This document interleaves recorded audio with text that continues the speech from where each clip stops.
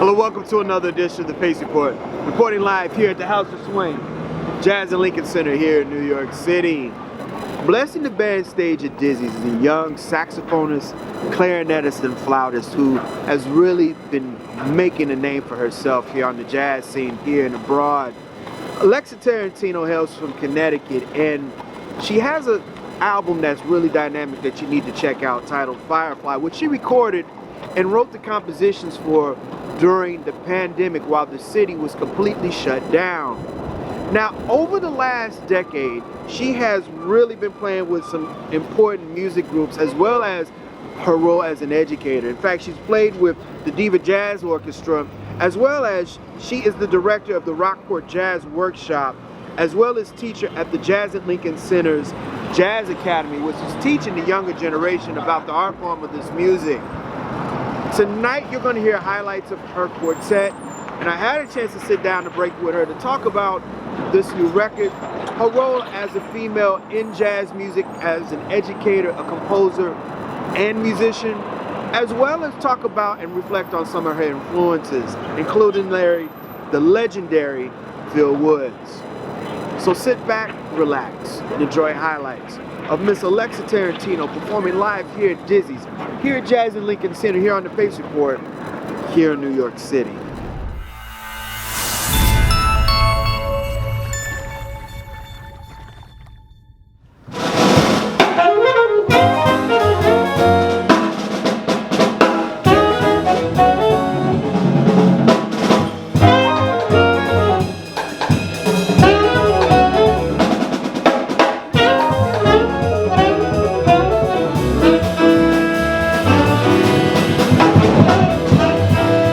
Yeah.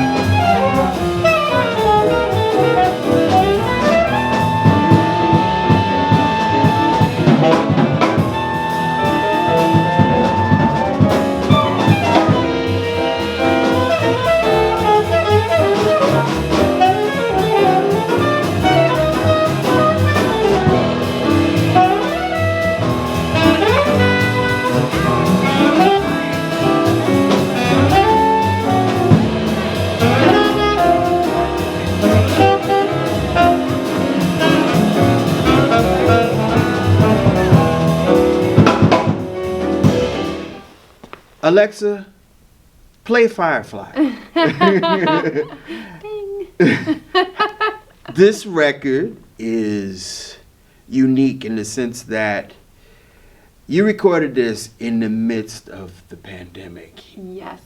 And one of the things that I want to do here on the Pace Report, and I have been trying to do in the last couple of months, is speak to the artists who had albums that were supposed to be dropped during the pandemic, and because everything was shut down, I want to give everybody their free time to talk about it. And this is unique because, one, you didn't have too many times to practice this music, and then two, finding a recording studio at the time had to be pretty rough for you too. Yeah, it was definitely a crazy time for everybody, and I was lucky to have Positone Records, who put it together. So actually we used the same studio that we've used for all the other records that I did with them, which was acoustic recording in Brooklyn. And but yeah, rehearsal time and recording time were super limited due to the protocols. So how did you administer the music to the musicians? You emailed the music and then you just on a whim just had the musicians just practice, or how did you guys practice this music before you went into the studio? Yeah, that's basically it. I mean, the guys, they are so amazing, which I'm so grateful to have them on it. Art Hirahara, Ben Galise, Boris Kozlov, and Rudy Royston, and a few of them have been on my records before, and so we've played together a lot. So I sent everything out, wrote the music, sent it out in Dropbox, and then we had a Zoom meeting where we talked everything down. And I don't think that we were able to get into like a rehearsal room. It was more like we got to the studio and we were in our isolation areas, and we took it one tune at a time. Ran it down, talked it down, figured out what we wanted to do with it. So it was kind of like rehearse, record, rehearse, record, rehearse, record. A lot of time. Are you happy with what came out? Or do you think that, and because jazz musicians are always improvising and doing things on the fly, do you think this is why this album sticks out so much? Well, I appreciate that you think it does. Thank you so much, Brian. I mean, I don't know. I think it was such an interesting moment in time for people that for me, I just tried to be like, okay, this is what it is right now. So I tried not to be too hypercritical of it and of myself, and just be grateful for the opportunity to do something during that time. But yeah, I think that because jazz musicians are always improvising, there's an element to like you don't ever really know if the record that you're hearing is at the beginning of those pieces sort of lives or more towards the end of them. Not that a song has the end of its life, but you know what I mean? Like, has it been worked out and has it evolved with the band, or is it at the beginning? And interestingly, the records that I've done are mostly at the beginning of the process. Like I write for the deadline, I write for the record, and then we go in and we do it. And then I will perform and travel and play the songs, and then they start to take on the kind of a different shape or a different form. So, yeah, it's interesting. It's interesting how that happens. Alexa, this is amazing because this is like your third album in like 3 years. In the midst of how all this has happened in the last 2 years, recording for you, and writing for you, how free, how easy is it, or how hard is it for you now as a leader? So I love recording, I really do. I love the adrenaline that comes with like, the light being on and just getting in there and trying to get a really good take and just kind of being at the top of your game, or trying to be. Writing, I'm still finessing like my process and my timeline of how I do things. So I often will just record for the deadline, or write for the deadline. I'll say, okay, I have this coming up. I want to write this type of tune. I want to write this and this and this, and these are my current things that I'm dealing with, I'm thinking about, and this is what's going on in the world, or whatever it is, and I'll just kind of distill it all into certain things. But I want to get into, I think, for the next record, which is why I'm taking a little bit more time, because I haven't recorded another one. I'm taking a little bit more time sort of thinking of some ideas and letting things simmer a bit more. As a leader and being a female playing this music, what are some of the things that you demand from the musicians to interpret your music as well as the vision of what you're playing and what you're doing. It's interesting to see how you've evolved. I remember you many, many, many years ago when you started and how you are now. How are you now as a musician feeling yourself competing and just being amongst your contemporaries playing and rewriting and recording? That's a good question. I'm always inspired by my peers and my colleagues. That's part of, I think, what drives me to keep going and come up with, new ideas or challenge myself to do something different. But in terms of the people that I work with, I'm so grateful to have amazing people to call mentors and friends and colleagues. So to be able to call them and share the bandstand with them is a real honor. And all of those people, like the ones on stage tonight at Dizzy's and beyond, they put me in this place where I'm just pushing. I want to just move forward and move higher and get better. And so that's kind of, I guess, what I look for is somebody who's going to challenge me, but also somebody who's not afraid to just like see where the music is going to go. Someone who's not afraid to put their own thing on it, not feel like they have to do anything in particular because of me or the way that I play or whatever. So somebody that's just kind of lays it down and does their own thing and has a sense of humor about things musically and personally. You take this music very serious, and as you should. I take what I do very serious. The music, I'm looking at this generation and the generation under you, and it's in very good hands. The education part, as well as being and having your own identity, has to also play into what you're doing also. Mm-hmm. How important is that to this music moving forward? I think it's what determines if the music moves forward, the education aspect of it. If we don't have the education aspect of it, I think we will lose so many important elements of the music, because the history of the music, we have that old school kind of apprenticeship and mentorship vibe that doesn't always exist, because while we're fortunate to have so many different music schools and programs and conservatories to attend and to learn from, it's not quite the same as that old school vibe. And to me, as somebody who is still, looking up to so many mentors that are still alive, I yearn for that old school aspect of things, and I'm grateful I've had that with some people. And so I think for us as the current generation of performing artists, it's part of our jobs to figure out ways to sort of keep that going and keep educational and mentorship opportunities going outside of the traditional education system, so that people can actually understand and embody and love and live the culture of the music, and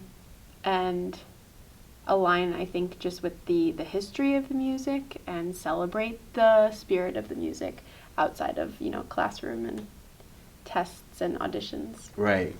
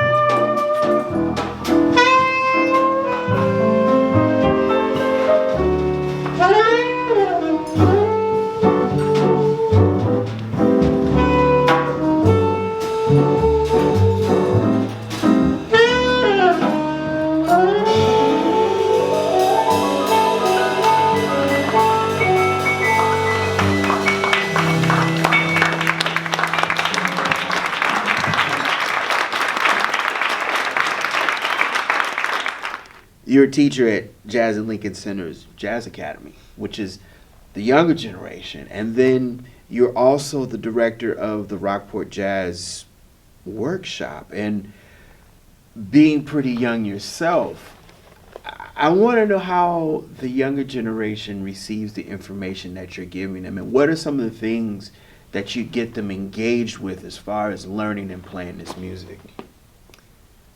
I think it's exciting to see somebody that you can relate to doing what you want to be doing as a young student. So for me, if I saw a young female saxophonist, I was thrilled.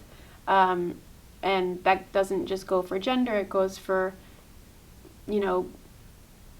sexual orientation. It goes for race. It goes for economic background. It goes for location. It goes for everything. Any element that you can relate to with someone on stage, I think is something that helps to move you forward and move you closer to your dreams and your goals, to see that it's possible for somebody who looks like you or presents as you do, that you can achieve that same thing. So that's always been what's motivated me when working with young students. And elements in jazz that I think translate to that are, in improvisation, there's call and response, there's the blues and songwriting and communication and rhythm and dance and song. There are so many elements of it that are fundamental to the music that can still be translated at a younger age and early, musical ability level. As a person studying this music, you grew up in Connecticut, not too far from here. Mm-hmm. How were you exposed to this music? I actually did see a young woman play the saxophone. My parents took me to the local high school jazz band concert at Hall High School in West Hartford, Connecticut, which had an amazing public school jazz program. Like, unbeknownst to them, we just kind of landed there. So I followed the path of the formal music education and jazz education opportunities in the school system and in the town, and fell in love with it, and attended other programs and tried to connect with mentors and role models and all of that. And so I'm really grateful for those opportunities because they led me to where I am today. A lot of good people came out of Connecticut. We're talking like Christian Sands. Yes. We're talking Wayne Escoffery. We're talking Desron. I can go all afternoon about the great talent that came out of. Let's go. Yeah, I mean, this is it's that East Coast. It's in the water. That's all I say. Listening to the music and attending Eastman. I know Eastman has a very rigid programs for musicians as far as classical, but what was the jazz component like when you studied there? The jazz component was great. It was essentially like the classical program, but studying classical. So it was like just as rigorous, just as academically involved. which I really appreciated because I wanted to get my butt kicked and really sort of be at the bottom of the totem pole when I got there, and to surround myself with people who were better than me. So I really enjoyed the conservatory aspect, the academic curriculum, all of those things to sort of hone your skills as a general musician. I mean, not even just jazz, but just, ear training and theory and understanding of the history of all music, Western music, classical music, everything. So that was a great place to start.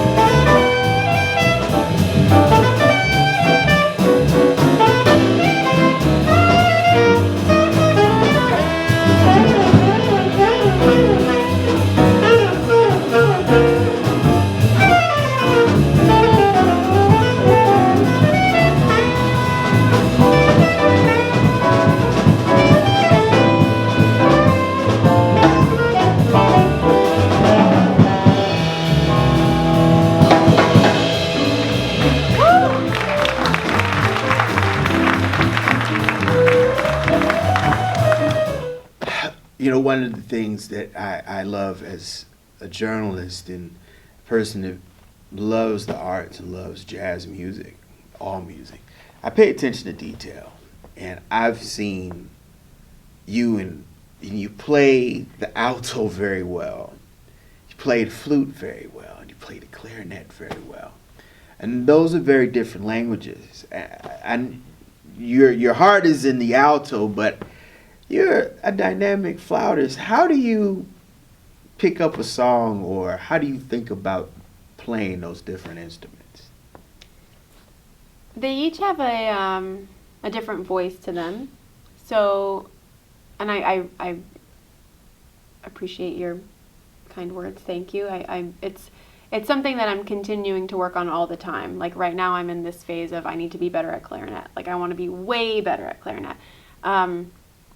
And for the past few years I was in a phase of, okay, I want to be way better at flute, and I've always really enjoyed the doubling, which I don't even really, I mean, like you can call it doubling, but yeah, I mean, the goal is to have each instrument feel like your primary instrument. So I really feel like with flute over the past few years, it's weaved its way into my compositions and recording, and so it's really amazing to just have that option if I'm hearing a melody or something and to think this would sound great on flute, and to be able to just, let's try it, let's see what happens. So there was a lot of, practicing and time management at the beginning just to understand the fundamentals of each instrument, and after doing a lot of that in college, and then getting a lot of performance experience in different big bands and small groups and things like that. Now I'm really excited about just exploring further and developing my own voice on each instrument and making it more a part of my writing. I had the honor of interviewing here on the Pace Report the great Phil Woods, and God rest his soul. And I interviewed him one of the last times he played at the Blue Note, and I know that Phil has a very, very big part of your life. He's one of your heroes. What is it about Phil that sticks out? And also Cannonball Adderley and Charlie Parker as well, because you're high on those guys also. What was it about Phil Woods playing and his style that stuck out to you? Yeah, I think it's the joy that I hear in his sound. And also sort of the sense of humor and the playfulness in a lot of what he does. But then there's also just this boldness and directness that just cuts through about his sound and his approach. So I absolutely fell in love with his playing. And just in general, sound and the way that something that you play can make somebody else feel something was really impactful to me in hearing a lot of the first records I listened to of Phil's. So I think that's always the goal, is just thinking about how are you affecting other people with what you're playing, trying not to just play for yourself and play to get better and play to get this line right, but how are you actually delivering and impacting other people. Do you practice that when you play? Are you living that out as you play? I am trying to. I'm challenging myself to make sure that I'm doing that every time I play. I think there are times when it's easy to lose sight of that, because you can, be focused on a particular passage, focused on a particular venue, focused on a particular tour date, whatever it is. So there are a lot of other elements that you can easily let get in the way, and that's something that's always been really important to me, is that delivery and that kind of vulnerability when playing, and I'm trying to challenge myself to take it further to the next level, if that makes sense. You played coming out of Eastman and getting your chops together. You played with the Diva Jazz Orchestra. And playing with an all-woman jazz band had to be eye-opening for you. What are some of the things you learned in playing in that ensemble? Because a lot of your contemporaries have graduated or continue to still play with that orchestra. Absolutely. I mean, it's such a great band, and Sherry has created an amazing legacy for the band, an amazing community for female identifying jazz musicians of all ages. I remember when I was first seeing that band here at Dizzy's as a high schooler, people like Erica Von Kleist, maybe I think Ingrid Jensen, Anat Cohen, all those women were there, and they were some of the first people I'd ever seen just as successful professional jazz musicians that were kind of alive and doing it today, you know, as opposed to listening to the records of Charlie Parker and Cannonball Adderley. So to be in an all-female scenario is, at that age, coming out of college and trying to be a professional musician, is very impactful, because you realize, I guess for me, I realized, wow, this feels like I'm going on a weekend tour with Diva. This feels like I'm going on a girls' vacation, you know? And I sort of realized, like, wow, this is what it feels like for guys all the time. They're just like going out with their buddies and hanging out. And not that I'm so lucky to play with amazing groups. All of them are filled with the most amazing guys, so supportive, like big brothers to me. But there's something different about, you know, about being in that female scenario. So that was really interesting, and they're all very supportive. And Sherry, I think, really makes it a point to have each player shine in their own way and to sort of help propel them in whatever way that she can. So she's given me so many amazing performance and education opportunities, and from there I was able to start working with many other big bands. So I'm very grateful for that. Is there a big band project that you want to work on? I mean, because I'm telling you, you got to play a little differently when you hanging out with that, you know, 30-piece band. It's different. It's like, because I mean, you got to do you, and then the band's got to follow, or you got to. It's different. It's a different ball of wax. It is. It totally is. I mean, there's a different type of fire behind, like, you have an 8-bar big band solo, and then, you know, in a small group I might have an 8-chorus, you know, blues solo, and you can really take a different approach. So it's all so great. It all pulls on, you know, different facets of our personalities, different parts of our energies, different attitudes, different emotions. You know, there are so many opportunities for just creating great moments with band members and communication on the bandstand, in those little fiery solos, or whether it's in, you know, an extended small group solo. Yeah. Alexa Tarantino, what does jazz music mean to you? Freedom. And I say that as, you know, somebody who is grateful to be a part of the music and to be learning from the history of the African American experience, of those mentors that I mentioned, of all the people who came before me, but then also freedom just for each individual person to express themselves on any given day. So there's freedom in the larger sense of people have rights and people's voices deserve to be heard, and we're seeing that in many facets of the world today, like what's happening in Ukraine. And then there's the more, you know, zoomed in scale of honing your artistic voice and expressing yourself and writing music that's, you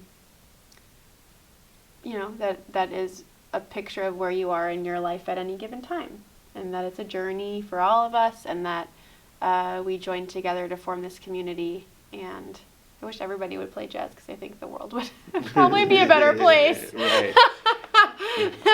But I appreciate you having me on the Pace Report, Brian. You're so awesome. Thank you. We, you know, it means so much. I guess I will speak for performers and artists and say it just means so much to have people want to share what we're doing. And I know you know, as an artist as well, but you know, when you make a project, for somebody to ask about it and to want to share it is really incredible. So thank you. Thank you so much. Thank you. That'll do it again for another edition of the Pace Report, reporting live here at the House of Swing, Jazz and Lincoln Center here in the heart of Columbus Circle here in New York City. I'd like to personally thank Alexa Tarantino for her time. Make sure you support her current album, Firefly, which is now available on Positone Records. You can order on iTunes, Amazon.com, and CD Baby. I'd like to personally thank and congratulate the staff and management here at Dizzy's here, Jazz at Lincoln Center, for their warm hospitality. As always, people, I can't stress this more than enough. Please like, share, and subscribe to my videos here on YouTube and Vimeo, as well as leave comments. Also visit my website, thepacereport.com, for my weekly column, as well as my past segments. And you can follow me on social media on Twitter, Facebook, and Instagram. Until next time, remember, if it's in the groove, it'll make you move. Until next time, peace.